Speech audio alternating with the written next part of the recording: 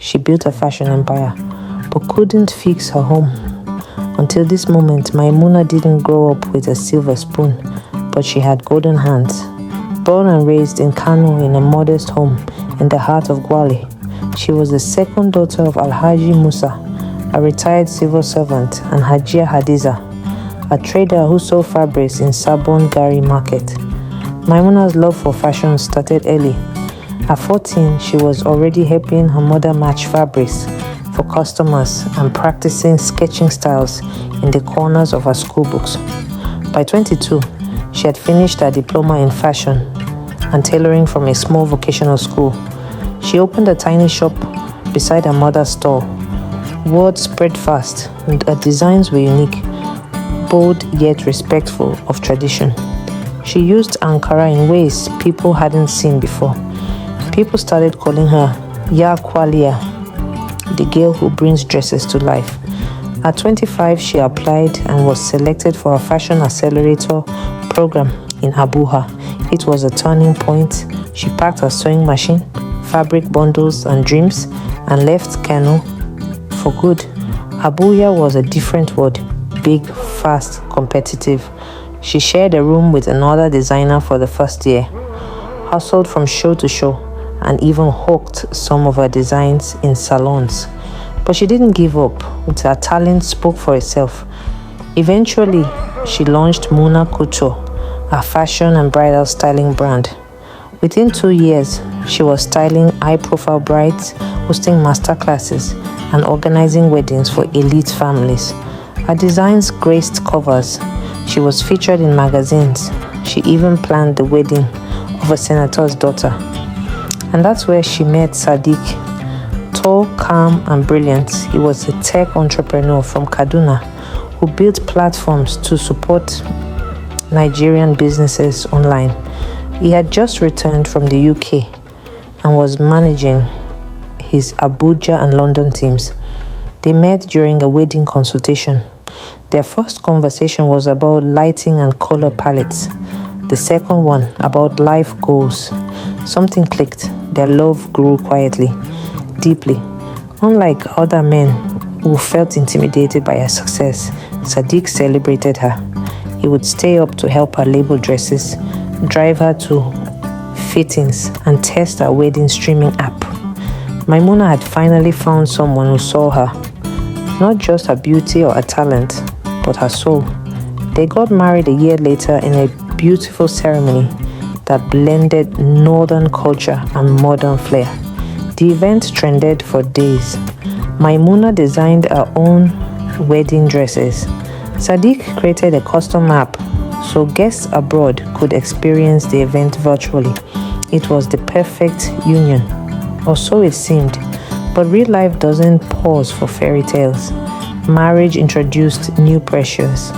Sadiq was expanding his tech firm and spent more time in Lagos and London. Maimuna's business was growing rapidly too. Her calendar was full all night long. At first, they tried to stay connected, late night video calls, surprise visits. But over time, the distance grew, communication thinned, arguments started, silences deepened. Then came the whispers. Shebi, he's always in Lagos. There's a lady he's always spotted with. She travels too much. What kind of wife doesn't stay home? Maimuna started asking questions. Sadiq denied everything, but the damage was done. Trust began to chip away. On top of that, there was the pressure to conceive. Mama Fatima, Sadiq's mother, loved Maimuna but couldn't hide her impatience. You know, we are all waiting for our baby, she'd say with a smile that carried weight. Maimuna had suffered 2 miscarriages in silence. The pain was physical, emotional, spiritual. She tried to be strong. She buried herself in work. She hosted weddings, styled brides, and smiled for cameras, but at night she cried into her pillow. They tried IVF twice. Both times failed. Her younger sister Aisha moved in briefly to support her. Aisha was loud, full of life, and honest to a fault. You need to rest, Muna. You're carrying too much, she would say. But rest was hard when your heart was breaking and your marriage felt like glass. One evening, after a heated argument with Sadiq, Maimuna left for London to attend a fashion show. It was her escape. She booked a small Airbnb in Camden Town, spent her days visiting museums, sipping tea and journaling. One rainy day in Hyde Park, she sat sketching bridal gowns when a familiar voice said, "You forgot your umbrella again." It was Sadiq. He had flown in unannounced. They fought. They wept. They held each other. For the first time in months, they spoke honestly. He admitted his emotional distance. She confessed her fears. They didn't solve everything that night, but something shifted. They saw each other again. When they returned to Abuja, they started therapy. It wasn't easy. Sometimes they left sessions more frustrated than when they entered, but they kept showing up. Slowly the healing began. Then, when they least expected, it happened. Maimuna missed her period. She didn't believe it at first, but the test came back positive. This time she was pregnant naturally. The journey was fragile. Every cramp scared her, but Sadiq was present fully. He attended every appointment, read parenting books, and prayed every morning beside her. 9 months later, baby Layla arrived. Maimuna cried as she held her daughter, not just from joy, but from survival. She had walked through fire. She had doubted love. She had feared her body. But here she was, mother, wife, woman, Motherhood gave her a new kind of power. She returned to fashion slowly with clearer purpose. Her comeback collection, themed Bloom After the Storm, showcased strength, softness, and femininity. She hosted it in Lagos during Hayati Fashion Week. The show sold out. Everyone talked about it. But what mattered most wasn't the applause. It was backstage where Sadiq stood holding their daughter, Layla, now in a custom mini Muna couture dress, taking her first steps toward the runway. Maimuna smiled. Her journey had been far from perfect, but it was hers, real, raw, beautiful.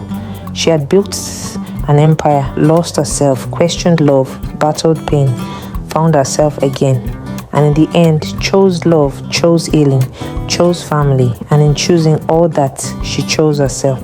Lessons from Maimuna's journey.